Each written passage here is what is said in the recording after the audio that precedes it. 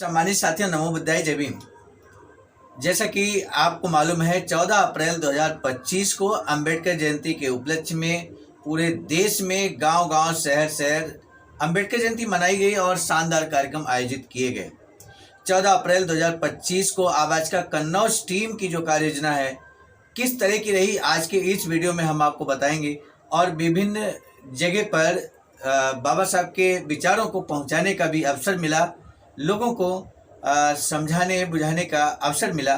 क्या कुछ बाबा साहब के विचारों को समाज को बताने का कार्य किया गया आवाज़ का कन्नौज की सम्मानित टीम के द्वारा, वो भी इस वीडियो में आपको देखने को मिलेगा। हम आपको बता दें, आवाज़ का कन्नौज ने अपने घर से ही, यानी कि हर पदाधिकारी ने अपने घर से अंबेडकर जयंती की शुरुआत की और बाबा साहब तथागत बुद्ध के फोटो पर पुष्पांजलि अर्पित करते हुए, सम्मान प्रकट करते हुए यहाँ पर बाबा साहब को नमन किया, याद किया पूरे परिवार के साथ में। और उसके बाद जो शासन की कार्य योजना थी, उसके अनुरूप अपने अपने विद्यालयों या कार्यालयों में जाकर डॉक्टर अंबेडकर जयंती को धूमधाम से मनाया गया। तत्पश्चात विभिन्न जो शोभा यात्राओं का कार्यक्रम होता है और सेमिनार का आयोजन होता है, संगोष्ठी का आयोजन होता है, वहाँ पर भी आवाज़ का कन्नौज की टीम जाकर प्रतिभाग किया और लोगों का मार्गदर्शन किया। इसी क्रम में हम आपको बता दें, स्कूल से जाने के बाद, अपने कार्यालय से निकलने के बाद ठीक 10 बजे आवाज़ का कन्नौज की टीम इनायतपुर गांव पहुंचती है, जहां पर बाबा साहब का प्रतिमा है, और वहां पहुंचकर प्रतिमा स्थल पर माल्यार्पण करती है टीम के द्वारा। इसके बाद ठठिया कस्बे में जो शोभा यात्रा, शानदार शोभा यात्रा निकाली जा रही थी समस्त ग्रामवासियों के द्वारा, तो वहाँ पर भी शिरकत किया गया। इसके बाद टीम पहुँचती है सीधे तिरवा, जो यूँ कहें कि जनपद कन्नौज में सबसे पुराना शोभा यात्रा का कार्यक्रम अगर होता है तो वो तिरवा से शुरू हुआ था, और एक विशाल शोभा यात्रा का आयोजन तिरवा में वहाँ के सम्मानित स्थानीय पदाधिकारियों के द्वारा, स्थानीय कमेटियों के द्वारा किया जाता है। उनका मनोबल बढ़ाने के लिए आवाज़ का कन्नौज की टीम पहुंचती है तिरवा में। और हम आपको बता दें, इस टीम में हमारे जो साथ निभाने वाले साथी थे, आदरणीय विनय कुमार सिद्धार्थ जी, आदरणीय ब्रजेंद्र कमल जी, इस तरह से जो साथी थे, आदरणीय रविकांत जी, और साथ ही साथ आदरणीय ओमकार जी, आदरणीय राम लखन साहब, कई साथी ऐसे थे जो लगातार साथ दे रहे थे, कदम ताल मिला रहे थे। इसके बाद हम लोग तिरवा से निकलकर सीधे रव गांव, एक गांव है जो कानपुर नगर में पड़ता है, जहां पर एक विशाल संगोष्ठी का आयोजन किया गया था, जहां पूरी आवाज़ का कन्नौज टीम पहुंचती है। आदरणीय मनोज कुमार बौद्ध जी और उनके साथियों के द्वारा ये कार्यक्रम किया जा रहा था अंबेडकर जयंती का। वहां पर मार्गदर्शन करने का भी अवसर मिलता है और समाज का मार्गदर्शन किया जाता है। साथ ही साथ वहाँ पर जो टीम है उसका सम्मान भी आवाज़ का कन्नौज की टीम की ओर से किया जाता है। एक सुंदर सी बाबा साहब की फोटो देकर आयोजक कमेटी को सम्मान दिया जाता है। काजी टोला स्थित बाबा साहब का जो प्रतिमा स्थल है, वहाँ से शोभा यात्रा का प्रारंभ प्रतिवर्ष शाम मीटिंग में होता है 3 बजे। तो 2 बजे करीब यहाँ पर हमारी आवाज़ का कन्नौज टीम पहुँचती है और उस शोभा यात्रा का शुभारंभ कराने में अपनी अहम भूमिका निर्वहन करती है। इसके बाद वहाँ से निकलने के बाद आवाज़ का कन्नौज की टीम पहुँचती है सीधे समाजसेवी सूरज जी द्वारा एक भोजनदान का आयोजन किया जाता है, तो वहाँ पर भी उनको भी सम्मानित करने का कार्य आवाज़ का कन्नौज टीम करती है। इसके बाद ग्राम सिमुआपुर में जनसभा को संबोधित करने का भी अवसर मिला, जहाँ पर बहुत सुंदर बाबा साहब की प्रतिमा रखी हुई है और उस प्रतिमा पर पुष्पांजलि और माल्यार्पण करते हुए यहाँ पर एक जनसभा को संबोधित किया जाता है। इसके बाद बहुत ही जुझारू गांव एक है सरसौन पुरबा, जहाँ पर हमारी टीम पहुँचती है, आवाज़ का कन्नौज की टीम पहुँचती है, और वहाँ पर चूँकि रात्रि हो चुकी थी और रात्रि में विशाल जनसमूह उमड़ पड़ा था और विशाल जनसमूह को संबोधित करने का भरपूर अवसर मिला, समाज का मार्गदर्शन करने का अवसर मिला, जो इसी वीडियो के अब आगे आप देखेंगे कि क्या कुछ समाज का मार्गदर्शन किया, वो भी हम आपको इसी वीडियो में दिखाने वाले हैं।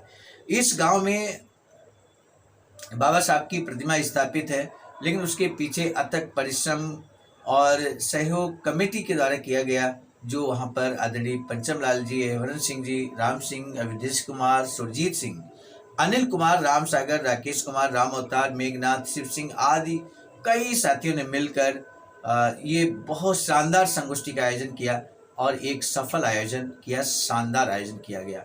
इसके बाद हमारी टीम आवाज का कन्नौज टीम पहुंचती है जैनपुर गांव, जो पिछले कई वर्षों से लगातार शानदार आयोजन, सांस्कृतिक कार्यक्रम करते रहे हैं। वहाँ की जो युवा साथी हैं उनका निश्चित तौर पर बहुत ही सराहनीय योगदान रहता है। आवाज का कन्नौज टीम वहाँ पहुँचती है और समाज का मार्गदर्शन भी करती है और साथ ही साथ इस युवा टीम को भी सम्मानित करती है। बाबा साहब की फोटो देकर सम्मानित किया जाता है। तो इस तरह से आवाज का कन्नौज की ये टीम सुबह 6 बजे से निकलकर रात्रि लगभग 11 बजे तक भ्रमण पर रहती है, जगह जगह जाकर यथासंभव जहाँ जा सकती है पूरे दिन समाज का मार्गदर्शन करती है।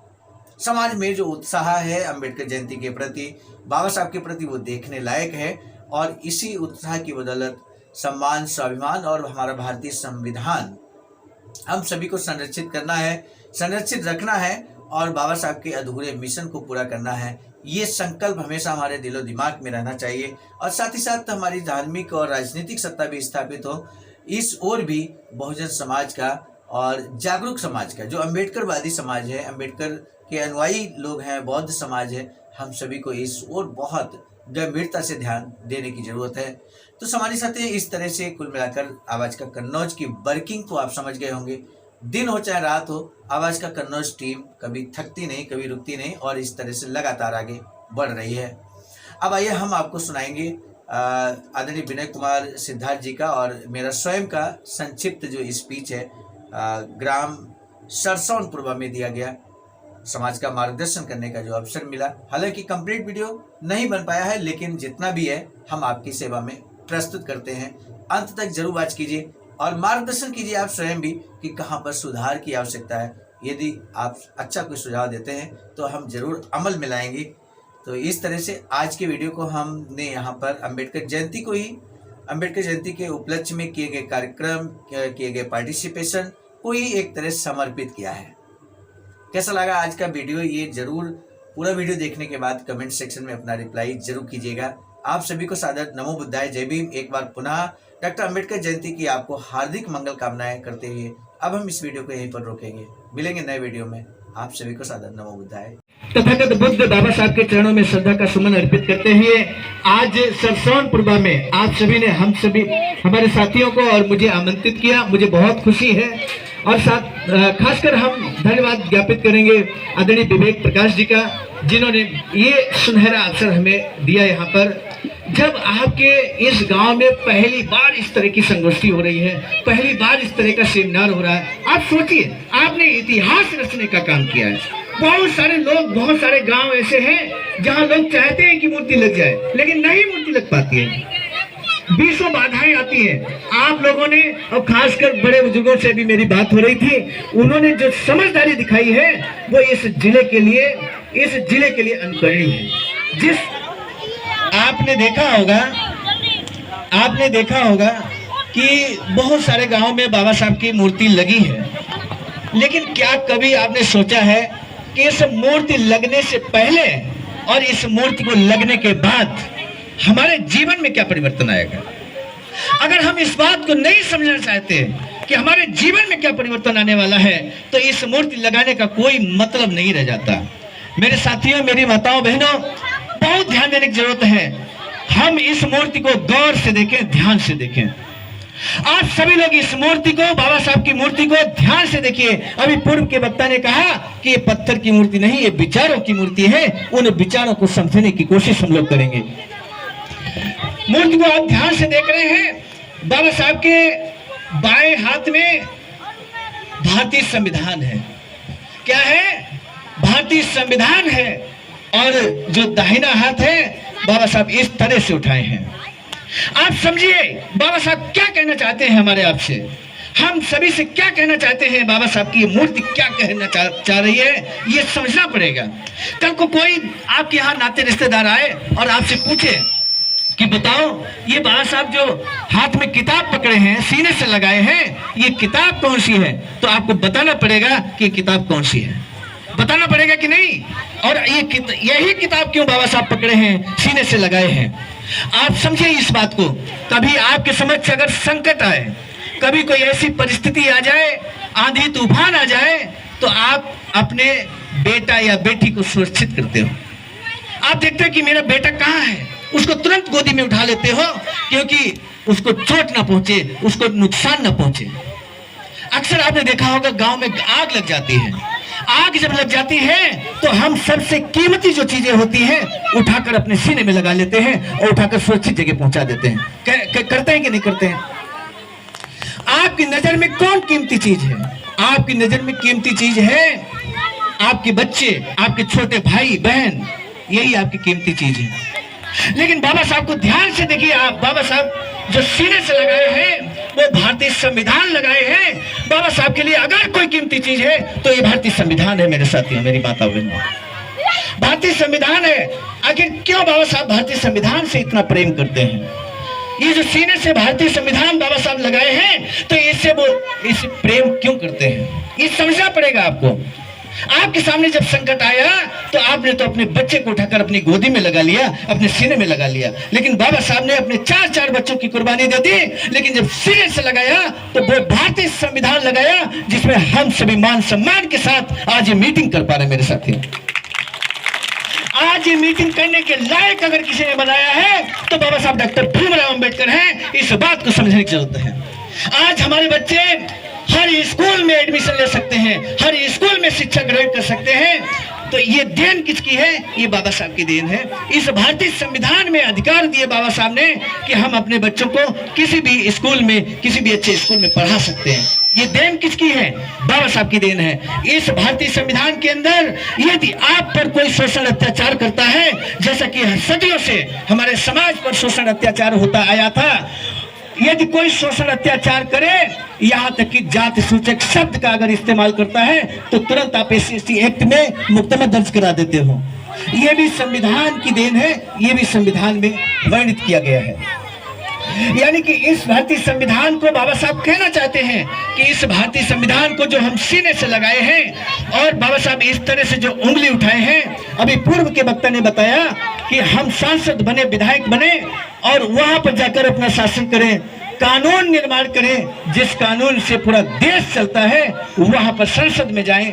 ये बाबा साहब हमारे अधिकारों की याद दिलाते हैं कि हम अपने अधिकारों का इस्तेमाल करें। अब पूरी बात समझ लीजिए।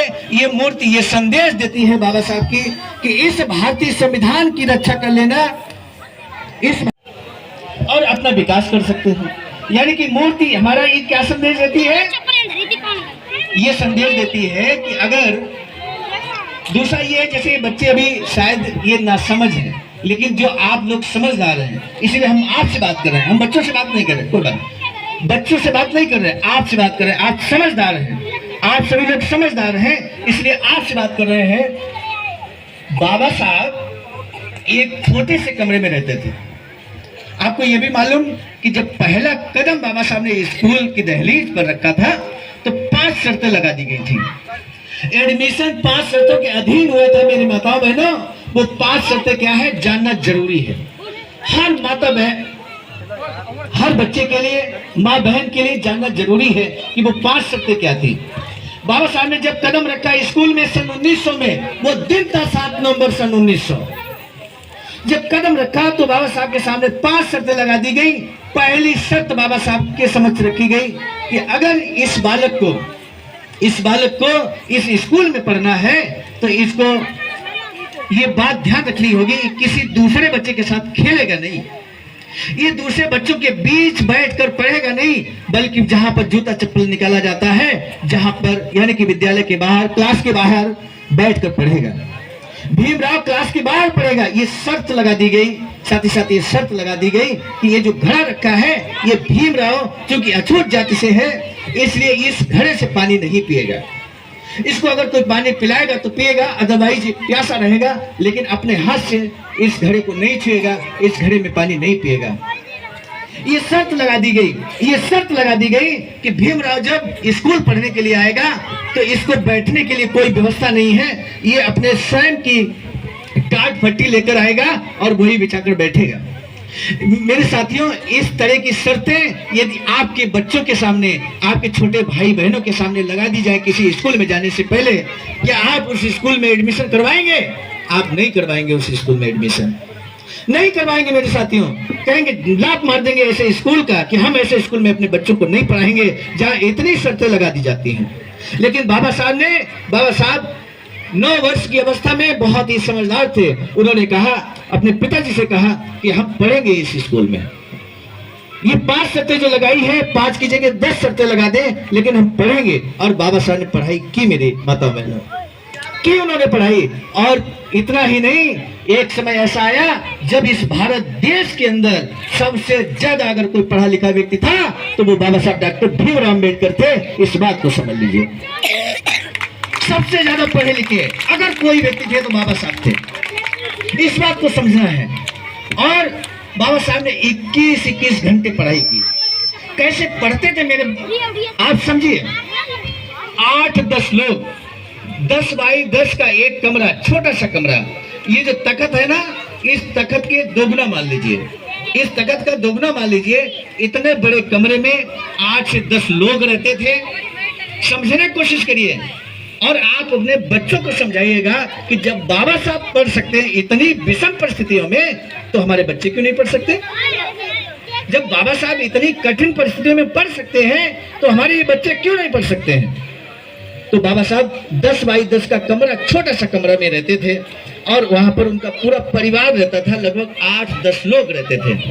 एक या 2 बकरी भी रहती थी उसमें। उसी कमरे में चूल्हा भी रखा रहता था। उसी कमरे में लकड़ियां भी रहती थी चूल्हा जलाने के लिए। उसी कमरे में राशन पानी भी रहता था। 8-10 लोगों के बीच में कैसे बाबा साहब पढ़ाई करते होंगे, इसका अंदाजा लगा लीजिए आप। और आज हम अपने बच्चों को सेपरेट कमरा देते हैं कि अलग कमरा देते हैं कि बेटा अगर पढ़ना है चलो अलग कमरे में जाओ, पढ़ो जाके। इतनी सुविधा है। उस समय लाइट की व्यवस्था नहीं थी, आज लाइट की व्यवस्था है। बहुत सारी सुविधाएं देते हैं। तो अब आप बच्चों को बस इतना बताइएगा कि जब बाबा साहब इतनी विषम परिस्थितियों में पढ़ गए तो आप भी पढ़ सकते हो। बाबा साहब ने भारतीय संविधान दिया, पूरा देश भारतीय संविधान से चलता है और आप भी नाम रोशन करोगे हमारा, लेकिन मन लगाकर पढ़ते रहिए। ये संदेश बाबा साहब की मूर्ति देती है। जब कभी आप इस मूर्ति के साथ गुजरेंगे तो आप लोग में याद आनी चाहिए, हम बच्चों को जरूर पढ़ाएंगे। जब बाबा साहब इतनी विषम परिस्थितियों में पड़ गए तो हम अपने बच्चों को देंगे। इस तरह से आप अपने बच्चों को जब समझाएंगे, महापुरुषों का जब उदाहरण हम लोग देते हैं, हम जरूर करेंगे। इन्हीं से बचकर कोई डीएम बने, कोई बने एसडीएम, कोई बनेगा। कुमारी मायावती ने 4 साल इस प्रदेश संभाला। हो सकता है वैसे ही कोई मुख्यमंत्री बने, सकता है इन्हीं बच्चों से कोई मंत्री भी बने, तो बन सकते हैं। बशर्ते कि हमें समझने की जरूरत है कि ये जो बाबा साहब की मूर्ति है, लोगों ने कल लगवाई है, जिन लोग परिश्रम की है कि कठिन परिस्थितियों ने इस मूर्ति को लगवाया है, इसका अंदाजा मुझे तो उन्होंने ये लगवाया है कि इन बच्चों को दिख सके, इन पर लिखा समय में। यही उद्देश्य रहा मूर्ति गाने का।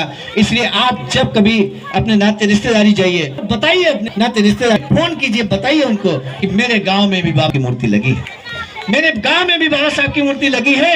और यहाँ बच्चे अब पढ़ाई लिखे वंचित नहीं रहेंगे। अब एक बच्चा पढ़ेगा, एक बच्चेगा, एक आगे चलकर इस गांव सोनपुरवा का अपना का समाज का नसेगा, वो करेगा जो बाबा साहब की मूर्ति लगवाई है, तो का नाम रोशन ये बचेगा। लेकिन एक समस्या खड़ी हो, समस्या ये खड़ी होती है, समस्या हरे आपसे संबंधित है, हम सभी से संबंधित है। आप जरा गौर कीजिए वो समस्या क्या है। समस्या ये है, समस्या है कि हम प्रश्न हैं जब कभी गांव में जाते हैं, भाई इस क्षेत्र में हमें ये बता दीजिए कौन सी फसल ज्यादा होती है। गेहूं की फसल ज्यादा होती है, ठीक है, गेहूं की फसल ज्यादा होती है इस सीजन में। तो हम एक प्रश्न करते हैं गांव, जब भी किसी गांव में जाते हैं, अक्सर हमारी टीम का गांव जाना रहता है। आपके गांव हम पहली बार आए हैं, मुझे बहुत सुखद एहसास हो रहा है। तो हम एक प्रश्न करते हैं, वो प्रश्न सभी लोग ध्यान से सुनिएगा। पीछे जो पितातुल्य बुजुर्ग हैं, जो हमारे युवा साथी हैं, आप सभी लोग ध्यान से सुनिएगा। प्रश्न वो हम किसी और से नहीं करेंगे, आपसे करेंगे, आपसे पूछेंगे। उस प्रश्न का जवाब आपको देना है। आप अपने गेहूं की फसल, जैसे खेत आपने जोत दिया, आप बैठ जाए। अच्छी बच्चों तो वहीं बीच में बैठ जाओ, बच्चों के बीच में बैठ जाओ तो शांत रहेंगे। जब खेत में आप अपने गेहूं बो देते हैं जुताई करके, तो गेहूं बोने के बाद में फिर कितने दिन बाद आप खेत देखने जाते हो? कोई हमको बताएगा? गेहूं बोने के बाद खेत में कितने दिन बाद उस खेत को देखने आप जाते हैं? सिर्फ इतना आप बता दीजिए। कोई बता सकता है कितने दिन बाद? 3 या 4 दिन। अंकल जी ने बिल्कुल सही बात बताई है।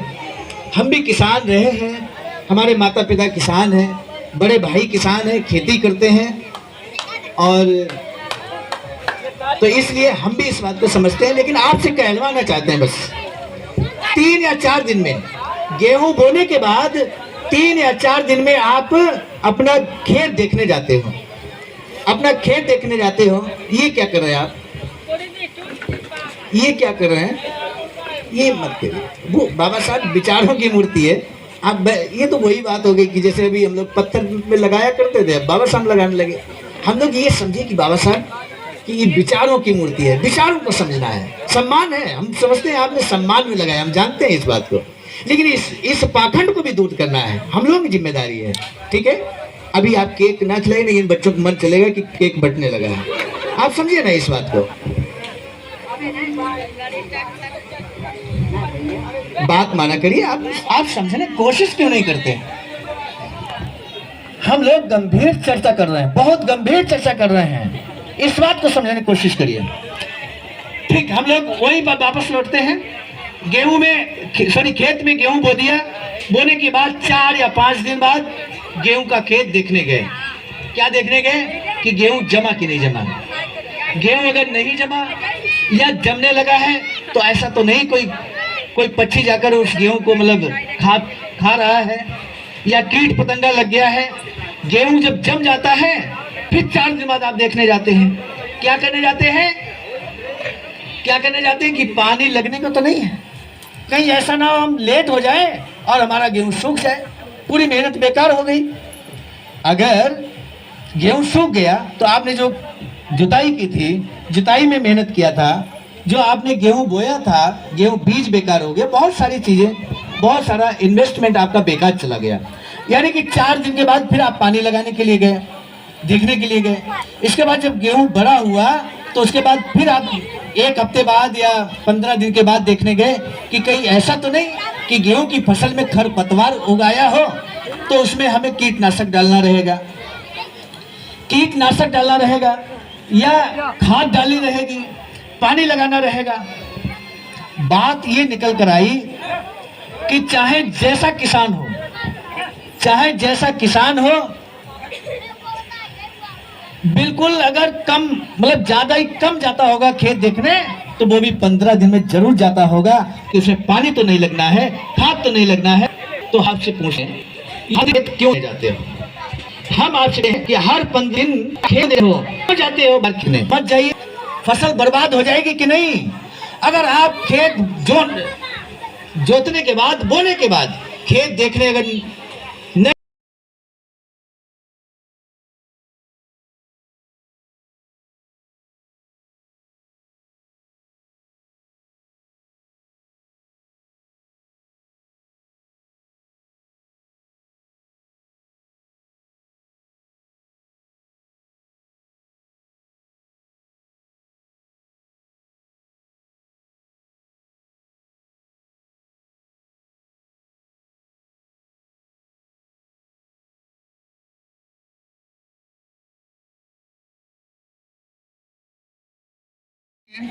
उसी कड़ी में अपनी बात हम शुरू करें।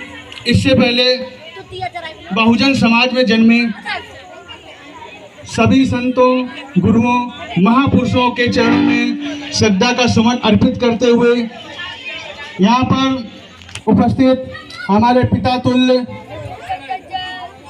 बड़े बुजुर्ग, बड़े भाई बहन और माताएं बहनें, चाची ताई, यानी सभी ग्रामवासियों को मेरा क्रांतिकारी जय भीम। जय भीम। बात मैं अपनी शुरू करूं। हम अपना परिचय देना चाहेंगे। हम लोगों का एक संगठन है, वो संगठन जो आप ही लोगों के बीच से निकल के आया है। आपने अपने बच्चों को पढ़ाया लिखाया बड़ी मेहनत से। हमारे भी पिताजी एक तरीके से बहुत थोड़ी पूंजी है, खेती बाड़ी करते हैं। उसके बाद उन्होंने अच्छी समाज को देखा। पढ़े लिखे नहीं है, हमारे पिताजी बिल्कुल पढ़े लिखे नहीं रहे, लेकिन उन्होंने अच्छी बातों को सीखा, अच्छे लोगों की संगत की, और उन्होंने ये महसूस किया कि हमारा समाज। जब मेरे पिताजी बैंक में जाया करते थे, हमें बताते थे अंगूठा लगाना पड़ता था, तो उनको ये फॉर्म भरना होता था, तो किसी से भराने जाते थे, तो उनको ये महसूस हुआ कि हम अपने संतान को इस योग्य बनाएंगे कि वो इतना काबिल बन सके कि समाज का मार्गदर्शन कर सके। वही उनके गुण हमारे अंदर रहे। हमने मेहनत की, मजदूरी की। अभी चंद समय हुआ है हमको नौकरी लगे हुए, लेकिन मैंने अच्छी संगत सीखी शुरुआत से ही। दिन में मैंने खेतों में काम किया, दिन में आप ही के समाज से निकला हुआ, दिन में खेतों में काम किया, शाम को पढ़ाई की, विद्यालय भी किया, उसके बाद में कोचिंग भी पढ़ाई। अंततः लगे रहे मेहनत से, और मेहनत कामयाब हुई, नौकरी लगी। और हमारे गांव से ही थोड़ी दूर पे विद्यालय मेरा है। आज आप लोगों के बीच में आता हूं, भरपूर समय देता हूं। हम बताना चाहेंगे जो संगठन है, आप ही लोगों के जो बच्चे हैं, उन्हीं लोगों ने एक संगठन बनाया है, अखिल भारतीय अनुसूचित जाति जनजाति, अर्थात उसमें अपने जो समाज के दबे कुचले समाज से जो कर्मचारी, जो अध्यापक शिक्षक कर्मचारी हैं, उनका केवल ये काम रहता है कि हम ये महसूस करते हैं कि हमारे कंधों पर बहुत भार है, क्योंकि इस समाज से हम लोग निकले हैं। हमें मालूम है कि इस समाज का बहुत कर्ज है, और हम उस समाज के बीच जाते हैं तन मन धन से। आप महसूस कर रहे होंगे, आप लोग अपने गांव में हैं, और हम यहाँ से 20 किलोमीटर दूर से अभी एक जगह और प्रोग्राम है, वहाँ जाएंगे। ऐसा कोई संडे नहीं होता, ऐसा कोई इतवार छुट्टी नहीं होती है जिस दिन हम लोग पूरा महीना हो जाता है, हम लोग तरस जाते हैं कि ये छुट्टी क्या होती है। सारे दिन रात हो जाती है, हम लोग गांव जाते हैं और वहाँ पर केवल समझाने काम करते हैं। देखिए, हम कोई नेता नहीं है, हम केवल शिक्षक हैं। इस दुनिया में चाहे डॉक्टर हो, इंजीनियर हो, चाहे पुलिसकर्मी हो, सब अपना भला सोचते हैं। डॉक्टर सुबह होता है, यही प्रार्थना करता है कि हे ईश्वर, इतनी बीमारी फैले कि बहुत सारे मरीज आए और उसके बाद हमारा हॉस्पिटल खूब चले। पुलिसकर्मी सोचता है कि खूब झगड़ा हो, खूब पैसा आए। लेकिन एक शिक्षक ही इस दुनिया में है, यही एक कर्मचारी ऐसा है जो सुबह उठता है और ये प्रार्थना करता है कि हे ईश्वर, हे भगवान बुद्ध, ऐसी कोई शक्ति इस धरती पे अगर है तो मेरे सारे बच्चे, जो मेरी क्लास में 100 बच्चे हैं, 50 बच्चे हैं, सबके सब बच्चे कामयाब हो जाएं, अपने माँ बाप का नाम रोशन करें, उसके बाद में अपने गांव का नाम रोशन करें, उसके बाद मेरा तो नाम रोशन फिर हो ही जाएगा।